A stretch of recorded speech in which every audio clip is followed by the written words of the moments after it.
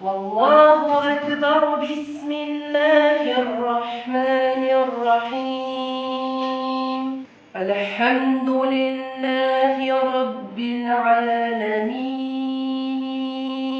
الرحمن الرحيم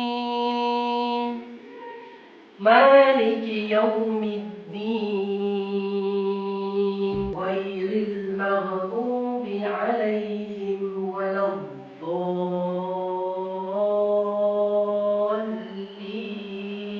هو الله أحد الله الصمد لم يلد ولم يولد ولم يكن له كفوا أحد. قل أعوذ برب الفلق. صدق الله العظيم. ما شاء الله تبارك الله.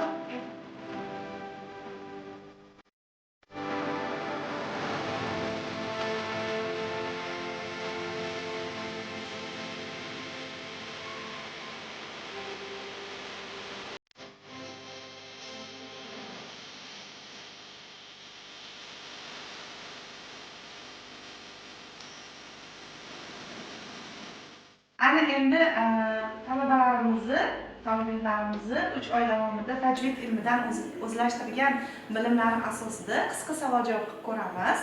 Xo'p, birinchi beradigan savolim sukunli nun qoidasini kim aytib beradi? Sukunli nun va tanvin. Sukunli nun va tanvinda 4 ta qoida bor. Izhor, iqrob, idg'om, ixfo. Idg'om deb nimaga aytilardi? Idg'om deb idg'om kirgizish degan ma'noni bildiradi. Uni harflari 6 ta, uni ham yarmalug'ni harflari kiradi. Uni ham ikkiga bo'linadi, g'unnali va g'unnasiz. Mat qoidalarini kim aytib beradi? Cho'zish, ulug'lash degan ma'noni bildiradi duoviy ma'nosida. Asli va far'iy matlarga bo'linadi. Cho'zilish miqdori jihatidan asli matlar bu 2 harakat cho'ziladigan matlarimiz bo'ladi. Far'iy matlar 2 miqdordan ortiq cho'ziladigan matlar. A'udhu billahi minash shaytonir rojim. Bismillahirrahmanirrahim. والضحى والليل إذا سجى ما ودعك ربك وما قلى. Bismillahirrahmanirrahim. Ana endi bugungi tadbirimizni yakunlash uchun sizlarga eng hayajonli daqiqa, ya'ni sertifikat topshirish marosimiga boshlaymiz.